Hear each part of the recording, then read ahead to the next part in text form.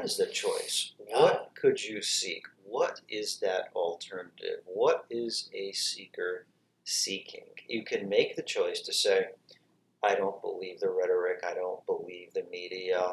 Something's just a little weird with what somebody's telling me.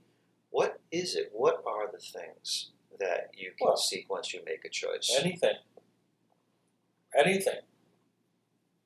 Don't we love the story, folks, of people who are born into this life in abject poverty, and they struggle and they work and they try to get an education, but they always know they're better and bigger than what their circumstances tells them that they are, whatever circumstance they're in.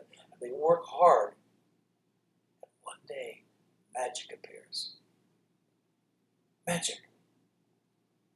And I've said this for years. If you go and read any biography or autobiography of any person you think is well-known, famous, whatever, somewhere in the book, these words will appear, maybe not in this order, but they will say, and I always knew it. That's called setting your intention and being a seeker. They always knew. There was no room for doubt. None. Anything that came into their life that was a problem, this is something that the resolve is already on the way. The fixing this is already on the way. So they never looked at being a seeker. They never looked at the blocks as a rock. They looked at them as a possibility. And that's what we call truth, is what is true for you? What is true for your life path? What is true for you as an individual? What are the experiences that you wish to have in this incarnation? Those things you'll feel inside. Yes. They are not things that you can think, memorize, understand. No, that's the other side. What we're talking about is the side of you that can feel what is right for you as an individual. Yes. So what can happen to you if you're a seeker? Anything you want. There is almost no dharmic roadblock or lesson that is ever designed, or karmic debt, that is ever designed to keep you off your path and keep you from your dreams. That's all humanness. Simply humanness. So, when you become a seeker, you say, I believe. I believe. I don't know how. I don't know where. I don't know when. But I believe.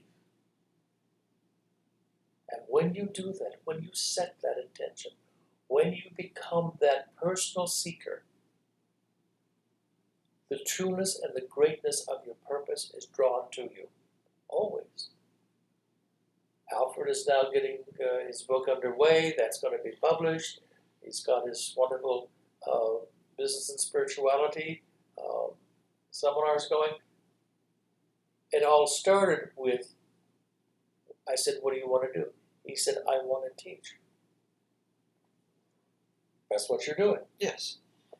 You went from working at a bank to being a spiritual teacher. Yes, and a lot of that we're going to be talking about starts with not just a choice, but then the belief is that there is something more than what is obvious. What is obvious is in the human realm. What is obvious is what your parents tell you, what the TV tells you, what your education tells you. That's obvious. I call that program limitation. Yes, that's humanness. That's humanness. What we're trying to tell you is to believe, to surrender into something that is not obvious. What is not obvious is what is for you in your specific path, what is true for you for your specific life. And that takes faith, trust, and belief, and a lot of surrendering. We have another topic on faith, trust, and belief, but what we're talking about is first to make the choice, and then to surrender into that. See, what we're talking about are choices. For example, is you can try to follow what everything tells you in Western education, Western media, which is you get what you negotiate, you get what you control. We're saying you have a choice to surrender, to let go, to work with the universe, to let your life flow in the direction it's supposed to flow. That is a choice. You don't have to control everything. You don't have to manipulate.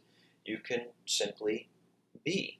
See, that is one of the choices that we're talking about here, is to go in the opposite direction in order to find your unique path, and that has to do with surrendering into things you may not understand. Thank you. Appreciate that. So yes, you too can be a seeker. You have to set your intention. And above all things, my friends, you must believe that when you set your intention, Spirit is standing beside you. And you say, I'd like the experience of this, I would like the experience of that.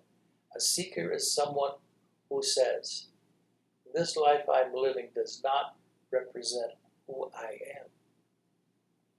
I'm living in an imaginary world that I created, that my parents created, that schools created. I remember one thing Alfred used to talk about a long time ago is all the education he had to get just to be the banker.